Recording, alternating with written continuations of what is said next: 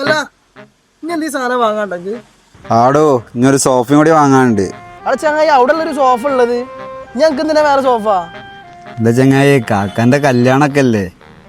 അവിടെ ചങ്ങായി ഇജ്ജ് കാരണം നമ്മൾ കളി പൊട്ടി. ഞാൻ കാരണോ?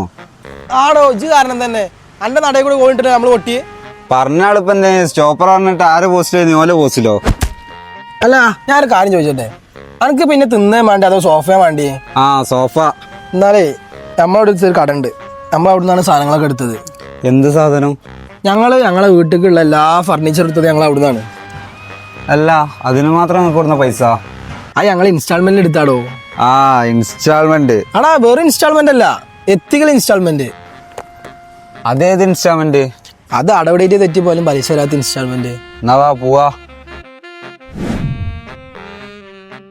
ഇതാണ് ഞാൻ പറഞ്ഞ ഷോപ്പ്.